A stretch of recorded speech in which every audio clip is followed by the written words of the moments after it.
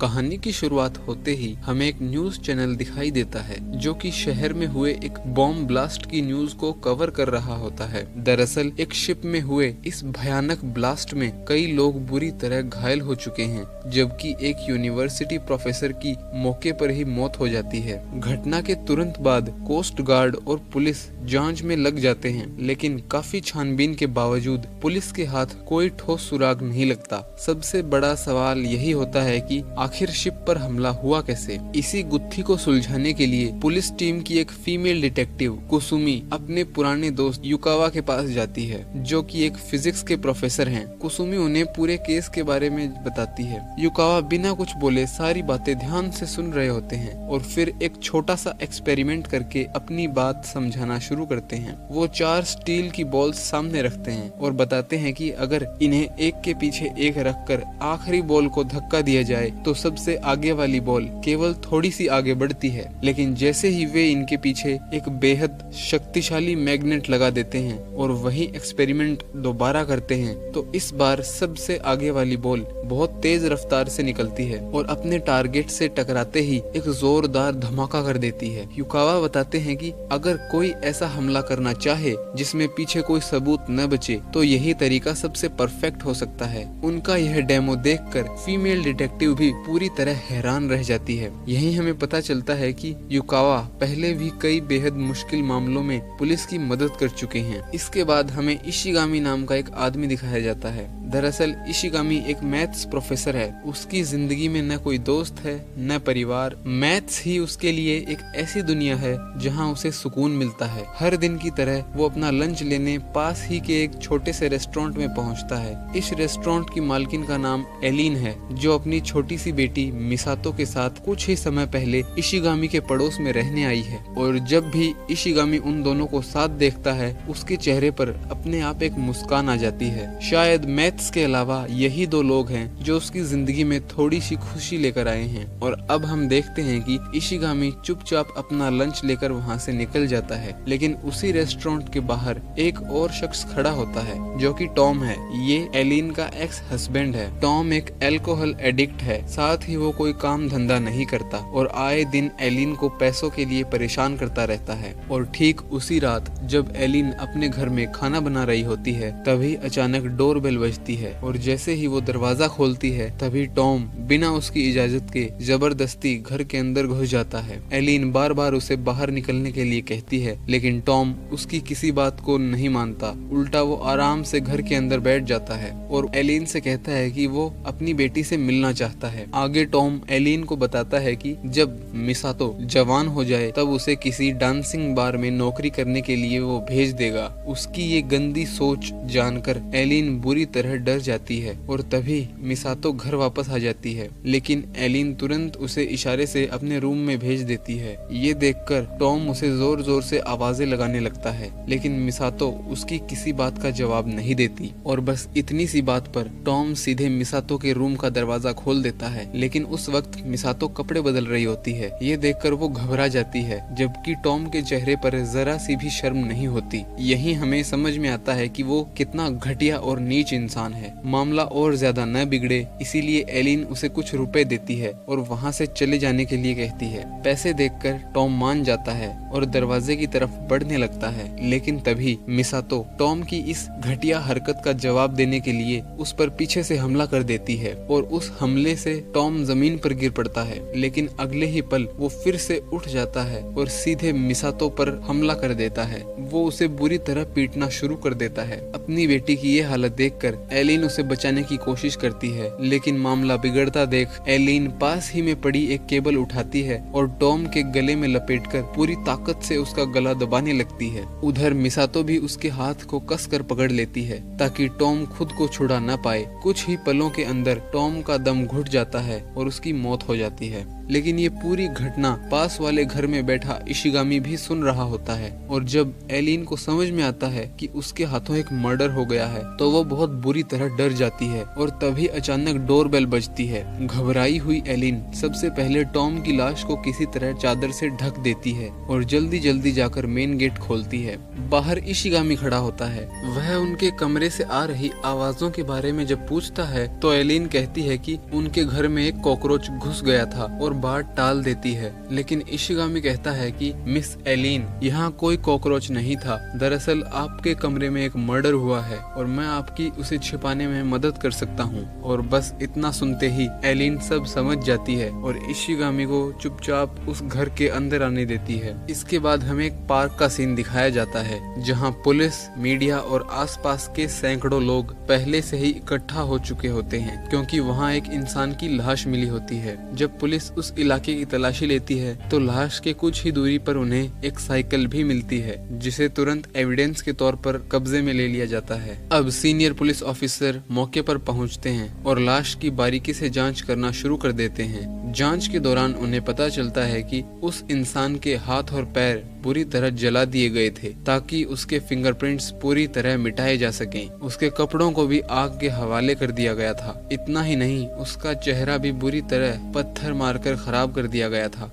मामले की गंभीरता को देखकर पुलिस डिपार्टमेंट तुरंत इस मर्डर केस की इन्वेस्टिगेशन शुरू कर देता है। इन्वेस्टिगेशन के दौरान पुलिस को उस लाश के पास से एक होटल रूम की चाबी मिलती है जहां वो इंसान पिछले कुछ दिनों से रुका हुआ था। जब पुलिस उसके रूम की तलाशी लेती है तो वहां मिले उसके आई कार्ड से पता चलता है कि वो लाश टॉम नाम के एक आदमी की है। उधर पोस्टमार्टम रिपोर्ट भी आ चुकी होती है जिसके मुताबिक टॉम की मौत किसी केबल वायर से गला दबाने की वजह से हुई थी। साथ ही उसकी डेथ 2 दिसंबर की शाम लगभग 6 से 10 बजे के बीच की गई थी। इसके अलावा फोरेंसिक टीम होटल रूम में मिले बालों के सैंपल्स की जांच करती है और जब बालों के डीएनए को उस लाश के डीएनए से मैच किया जाता है तो दोनों एक दूसरे से पूरी तरह मैच हो जाते हैं। अब पुलिस को पूरा यकीन हो जाता है कि पार्क में मिली बॉडी सचमुच टॉम की ही है। इसी के बाद हम देखते हैं कि डिटेक्टिव कुसुमी टॉम की पूरी बैकग्राउंड रिपोर्ट सामने रख देती है। वो बताती है कि करीब 6 साल पहले टॉम की शादी एलिन से हुई थी, लेकिन शादी के सिर्फ 2 साल बाद ही दोनों का डिवोर्स हो गया। उनकी एक 11 साल की बेटी भी है जिसका नाम मिसातो है और फिलहाल एलिन अपनी बेटी के साथ रहती है और एक छोटा सा रेस्टोरेंट चलाती है। और अगले ही दिन डिटेक्टिव कुसुमी और सीनियर पुलिस ऑफिसर सीधे एलिन के घर पहुंच जाते हैं और एलिन से पूछताछ शुरू करते हैं। वो उससे पूछते हैं कि क्या हाल ही में टॉम उससे मिलने आया था, लेकिन एलिन बिना घबराए जवाब देती है कि टॉम उससे मिलने नहीं आया था और वो टॉम से काफी समय से नहीं मिली है। इसके बाद पुलिस उससे पूछती है कि 2 दिसंबर की रात तुम कहाँ थी? एलिन जवाब देती है कि उस रात वो अपनी बेटी मिसातो के साथ मूवी देखने गई थी और उसके बाद दोनों ने बाहर एक रेस्टोरेंट में खाना भी खाया था। ये देखकर पुलिस ऑफिसर्स को थोड़ा शक जरूर होता है, लेकिन कोई ठोस सबूत नहीं मिलने के कारण वो वहाँ से चले जाते हैं। लेकिन जाते जाते उनकी मुलाकात एलिन के पड़ोसी इशिगामी से होती है। पुलिस उसे टॉम की फोटो दिखाकर पूछती है कि क्या उसने इस आदमी को आसपास कहीं देखा है। तब इशिगामी उन्हें बताता है कि उसने इस आदमी को आज तक कभी नहीं देखा। इतना सुनने के बाद पुलिस वहाँ से चली जाती है और कुछ देर बाद हम देखते हैं कि इशिगामी अपने फ्लैट से निकलकर पास ही के एक पब्लिक टेलीफोन से एलिन को कॉल करता है। वो कहता है कि आज पुलिस बिल्कुल वैसे ही सवाल पूछ रही थी जैसा मैंने सोचा था, लेकिन याद रखना अगली बार भी घबराना बिल्कुल मत और हर सवाल का आराम से जवाब देना। इसके बाद इशिगामी उसे एक और जरूरी बात बताता है। वो उन्हें कहता है कि मूवी टिकट्स को ड्रॉर में मत रखना, उन्हें हमेशा मूवी कवर के अंदर ही रहने देना और जब तक पुलिस खुद उन टिकट्स की मांग ना करे तब तक उन्हें अपने आप कभी मत दिखाना। इशिगामी की बातें सुनकर एलिन घबराकर पूछती है कि क्या हम सच में सही कर रहे हैं। इस पर इशिगामी कहते हैं कि हमने कुछ भी गलत नहीं किया है, इसीलिए हमें डरने की कोई जरूरत नहीं है। उधर पुलिस की उलझन और बढ़ चुकी होती है क्योंकि उनकी पूरी इन्वेस्टिगेशन अब एक पहेली बन चुकी थी। आखिरकार वो दोबारा प्रोफेसर युकावा के पास पहुंचते हैं ताकि वो उनकी कुछ मदद कर सकें। वो बताते हैं कि टॉम की मौत 2 दिसंबर की रात हुई थी, लेकिन उसी रात उसकी एक्स वाइफ एलिन, जिस पर उन्हें सबसे ज्यादा शक है, वो अपनी अपनी बेटी के साथ मूवी देखने गई थी। साथ ही उन्होंने थिएटर के टिकट्स भी वेरीफाई किए हैं। यानी पुलिस को एलिन पर शक था, लेकिन उसके खिलाफ कोई सबूत नहीं था। पूरी कहानी सुनने के बाद युकावा कहते हैं कि अगर उस महिला ने सच में मूवी टिकट्स को मूवी कवर के अंदर संभाल कर रखा था, तो इसका मतलब है कि उसका साथ जरूर कोई बेहद चालाक इंसान दे रहा है, क्योंकि ऐसी प्लानिंग कोई आम इंसान नहीं कर सकता। तभी एक सीनियर ऑफिसर बताता है कि पूछताछ के दौरान उनकी मुलाकात एलिन के पड़ोसी इशिगामी से भी हुई थी।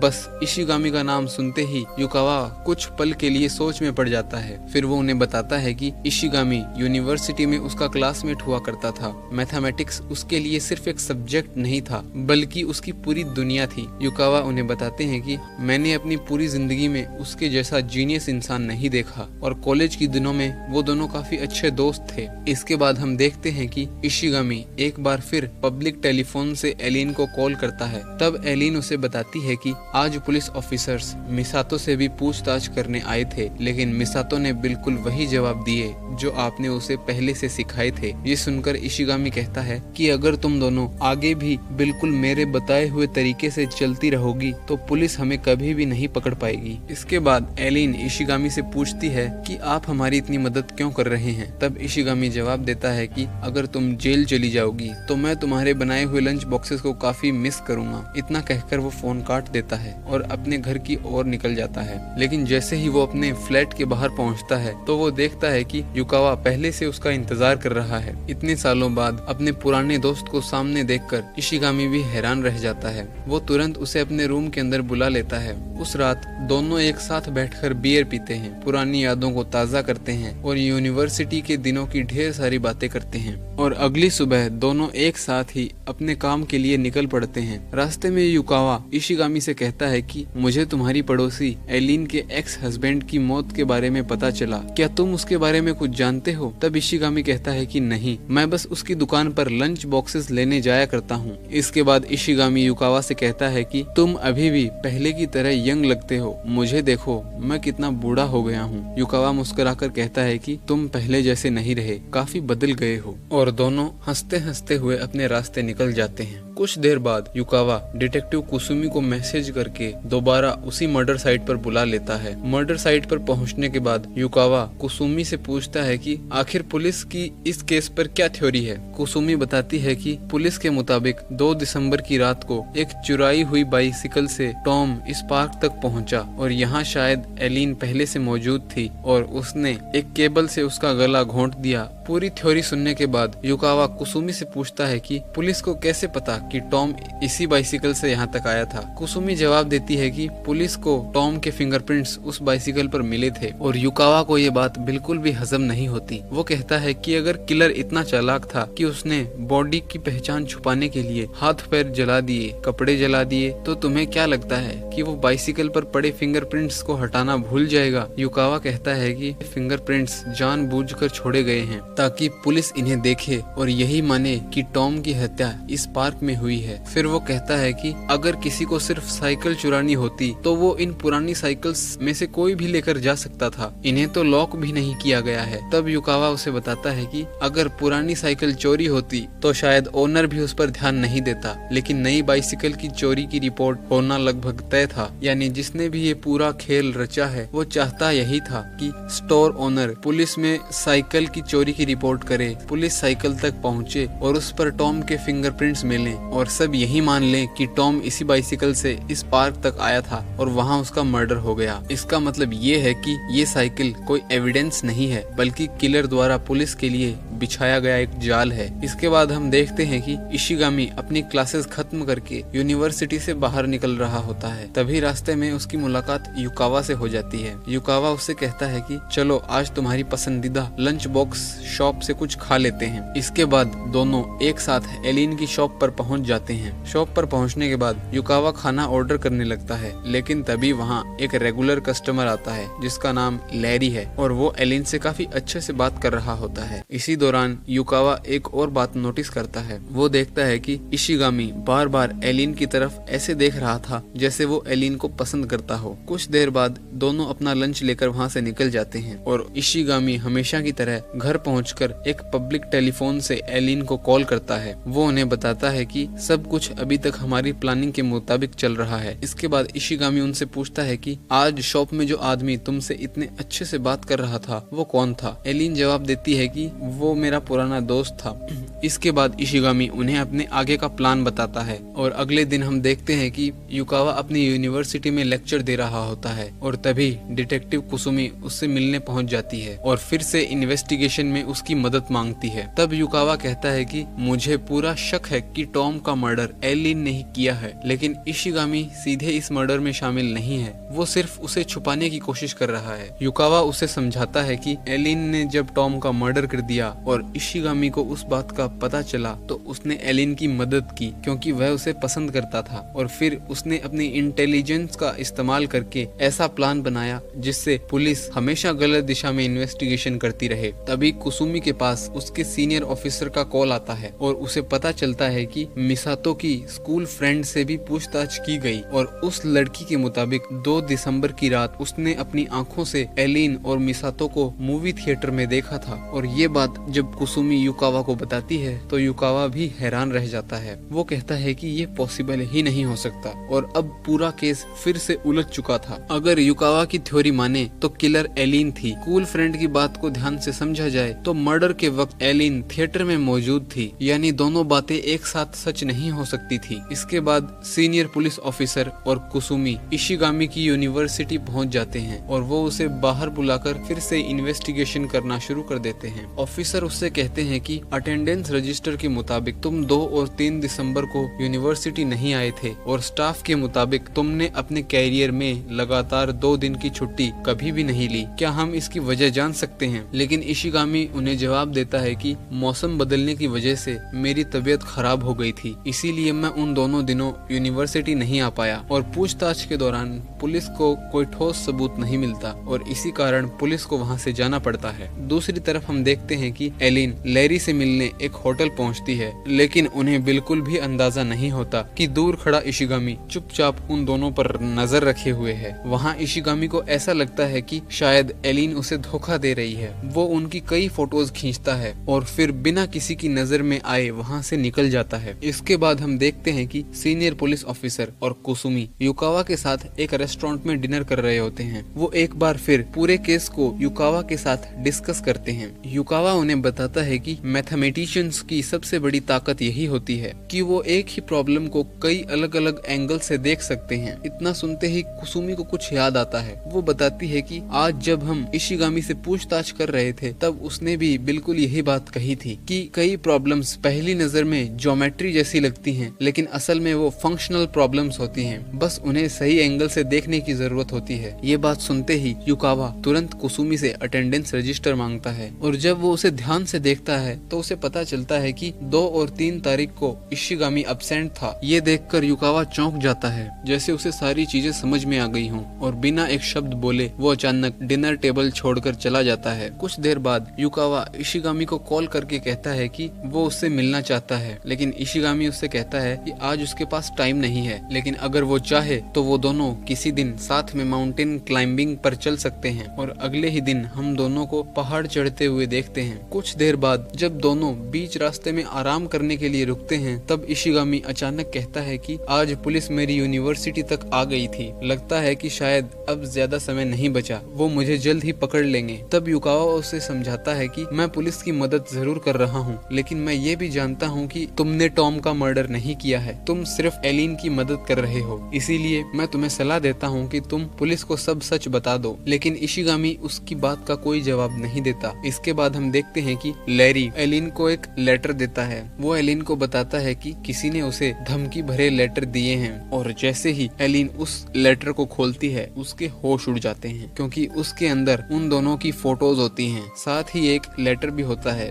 जिसमें लिखा था कि अगर अपनी जान की परवाह है तो एलिन से हमेशा दूर रहना, तुम उसे कभी खुश नहीं रख पाओगे। और एलिन अब सब समझ जाती है कि ये इशिगामी का ही काम है। वो हर समय उन पर नजर रखता है और जब एलिन घर पहुंचती है तब मिसातो उससे कहती है कि इशिगामी आपको पसंद करते हैं, इसीलिए वो हमारी मदद कर रहे हैं। मिसातो की बात सुनकर एलिन भड़क जाती है। वो कहती है कि अगर इशिगामी इसी तरह उसका पीछा करता रहा तो वो टॉम से किसी भी तरह अलग नहीं है। उसने हमारी मदद जरूर की, लेकिन उसने मेरी जिंदगी फिर से नर्क बना दी है। मैं पूरी जिंदगी ये सोचते हुए नहीं बिता सकती कि वो क्या चाहता है और मेरे बारे में क्या सोचता है। इसी बीच उनके पास इशिगामी का कॉल आता है। इशिगामी उन्हें बताता है कि मैंने तुम्हारे मेल बॉक्स में 2 लेटर छोड़े हैं, एक ब्राउन लेटर है और एक व्हाइट लेटर। ब्राउन वाला पढ़कर तुरंत जला देना और व्हाइट वाले को संभाल कर रखना, और शायद इसके बाद हमारी कभी भी मुलाकात नहीं होगी। इतना कहकर इशिगामी फोन काट देता है। अगले ही सीन में पुलिस स्टेशन में कॉल आता है। कॉल करके इशिगामी बताता है कि टॉम का मर्डर उसने ही किया है। इसके बाद पुलिस तुरंत उसे अरेस्ट कर लेती है और उससे पूछताछ शुरू कर देती है। पूछताछ के दौरान पुलिस उससे पूछती है कि तुमने टॉम को क्यों मारा। इशिगामी बताता है कि मैं एलिन को पसंद करता था, टॉम उसे रोज परेशान करता था, इसीलिए मैंने उसे पार्क में बुलाया और हीटर की केबल से उसका गला घोंटकर मार डाला। इशिगामी बताता है कि मर्डर में इस्तेमाल किया गया नाइफ, बर्नर और केबल वायर अभी भी उसके अपार्टमेंट में मौजूद हैं। जब पुलिस उसके अपार्टमेंट की तलाशी लेती है तो उन्हें वो सारी चीजें वहाँ मिल जाती हैं। अब पुलिस का केस लगभग पूरी तरह सॉल्व हो चुका था, लेकिन तभी पुलिस उससे एक आखिरी सवाल पूछती है कि अगर मर्डर तुमने किया था तो इतने दिनों तक चुप क्यों रहे। इशिगामी कहता है कि क्योंकि एलिन ने मेरे साथ धोखा किया है, वो किसी और आदमी के साथ रिलेशनशिप में है, इसीलिए अब मैं उसका और साथ नहीं दे सकता और मुझे अपने किए पर पछतावा भी है। इशिगामी का ये बयान सुनते ही पुलिस सीधे एलिन के घर पहुंच जाती है, जहां डिटेक्टिव कुसुमी और सीनियर ऑफिसर्स उसे बताते हैं कि इशिगामी ने कबूल कर लिया है कि उसने ही टॉम का मर्डर किया है। वो उससे पूछते हैं कि क्या इशिगामी हर समय उस पर नजर रखता था। तब एलिन इशिगामी के बताए अनुसार वही व्हाइट लेटर पुलिस को लाकर दे देती है, और जब पुलिस उस लेटर को पढ़ती है तो उसमें लिखी सारी बातें देखकर उन्हें यकीन हो जाता है कि इशिगामी सच में हर समय एलिन पर नजर रखता था। इसी वजह से पुलिस को भरोसा हो जाता है कि एलिन का इस मर्डर से कोई लेना देना नहीं है। इसके बाद पुलिस वहाँ से निकल जाती है, और पुलिस के जाने के बाद जब एलिन अपने लेटर बॉक्स को देखती है तो उसे वही ब्राउन लेटर भी दिखता है, और जैसे ही वो उसे खोलती है उस लेटर में इशिगामी ने लिखा होता है कि तुम्हारा पुराना दोस्त लैरी एक बहुत अच्छा इंसान है, तुम उससे शादी करके एक अच्छी जिंदगी जी सकती हो, वह तुम्हारा और मिसातो का अच्छा ख्याल रखेगा। आगे इशिगामी लिखता है कि तुम्हारा मुझ पर एक कर्ज है, मैं अपनी जिंदगी में बिल्कुल अकेला था, मैंने जीने की उम्मीद छोड़ दी थी और सुसाइड करने के लिए तैयार हो गया था, लेकिन उसी वक्त तुम दोनों मुझे मेरे अपार्टमेंट में मिलने आए, क्योंकि तुम उसी दिन मेरे पड़ोस में शिफ्ट हुई थी। तब मुझे पहली बार जीने की एक वजह मिली, और इसलिए अब अगर मेरी मौत से तुम दोनों की जिंदगी बच सकती है तो मुझे इसकी बिल्कुल भी परवाह नहीं है। ये लेटर पढ़ते ही एलिन और मिसातो पूरी तरह दुखी हो जाती हैं, क्योंकि अब वह चाहकर भी इशिगामी के लिए कुछ नहीं कर सकती थी। अब हमें पता चलता है कि कुसुमी ने युकावा को भी कॉल करके बता दिया होता है कि इशिगामी ने अपना जुर्म कबूल कर लिया है। ये सुनकर युकावा भी बेहद दुखी हो जाता है, क्योंकि उनका सबसे अच्छा दोस्त अपनी जिंदगी कुर्बान करने जा रहा था। आगे हम देखते हैं कि युकावा कुसुमी को बताता है कि जब मैं इशिगामी से पहली बार मिला था तब उसने मुझसे पूछा था कि तुम इतने जवान कैसे हो, और मुझे ताज्जुब हुआ क्योंकि इशिगामी एक ऐसा इंसान था जिसे मैथ्स के अलावा किसी और चीज में इंटरेस्ट नहीं था, और ऐसी बात इंसान तभी करता है जब वो प्यार में होता है। इसके बाद हम देखते हैं कि प्रोफेसर युकावा एलिन को अपने पास बुलाते हैं और उसे पूरी सच्चाई बता देते हैं। युकावा कहते हैं कि तुम्हें हमेशा अजीब लगता होगा कि पुलिस बार बार सिर्फ 2 दिसंबर की रात के बारे में ही क्यों पूछती थी, और तुमने भी कभी झूठ नहीं बोला, क्योंकि 2 दिसंबर की रात तुम सचमुच मूवी थिएटर में ही थी। लेकिन असली बात तो यह है कि टॉम का मर्डर 2 दिसंबर को नहीं हुआ था, तुमने उसे 30 नवंबर की रात को ही मार दिया था। युकावा आगे कहते हैं कि जब इशिगामी को इस पूरी घटना का पता चला तब उसने फैसला किया कि वो किसी भी कीमत पर एलिन और मिसातो को बचाएगा, और इसी वजह से उसने एक ऐसा प्लान बनाया जिसने पुलिस को पूरी तरह गलत दिशा में भेज दिया। ये सब सुनकर एलिन के पैरों तले जमीन खिसक जाती है। उसे समझ ही नहीं आता कि इशिगामी ने उसे बचाने के लिए कितनी बड़ी कुर्बानी दे दी है। इसके बाद हम देखते हैं कि पुलिस इशिगामी को कोर्ट में पेश करने के लिए ले जा रही होती है, और तभी प्रोफेसर युकावा उनसे कुछ देर अकेले में बात करने की इजाजत मांगते हैं। और तब युकावा इशिगामी से कहता है कि मैंने तुम्हारी पूरी पहेली सुलझा ली है। वो कहता है कि टॉम को एलिन ने 30 नवंबर की रात को मारा था। जब तुमने पड़ोस से शोर सुना और उनके कमरे में पहुंचे तब तक टॉम मर चुका था, और क्योंकि उसकी लाश पर एलिन और मिसातो के फिंगरप्रिंट्स मौजूद थे इसीलिए तुम समझ गए कि अगर यही लाश पुलिस को मिली तो दोनों तुरंत गिरफ्तार हो जाएंगी। तभी तुमने असली खेल शुरू किया। तुमने टॉम की लाश को छिपा दिया और उसकी जगह एक दूसरी लाश लाने का फैसला किया। ऐसे इंसान की डेड बॉडी लाए जिसके गायब होने की वजह से किसी को फर्क नहीं पड़ता। इसके बाद युकावा बताता है कि इशिगामी जिस रास्ते से रोज यूनिवर्सिटी जाता था वहाँ कई बेघर लोग रहते थे। इशिगामी ने उन्हीं में से एक बेघर आदमी को काम का लालच देकर बुलाया। उसने उसे टॉम के होटल के कमरे की चाबी दी ताकि कुछ समय वहाँ रहने से उसके बाल और फिंगरप्रिंट्स पूरे कमरे में फैल जाएं। इसके बाद 2 दिसंबर की रात को इशिगामी ने उसे एक चोरी की हुई बाइसिकल दी और बहाने से बेसबॉल पार्क तक ले गया। वहीं उसने उसी तरीके से उस बेघर आदमी का गला घोंटकर मर्डर कर दिया। इसके बाद उसने उस आदमी का चेहरा बुरी तरह बिगाड़ दिया, उसके हाथों के प्रिंट्स मिटा दिए, कपड़े जला दिए और चोरी की हुई साइकिल वहीं छोड़ दी। युकावा कहते हैं कि तुम जानते थे कि पुलिस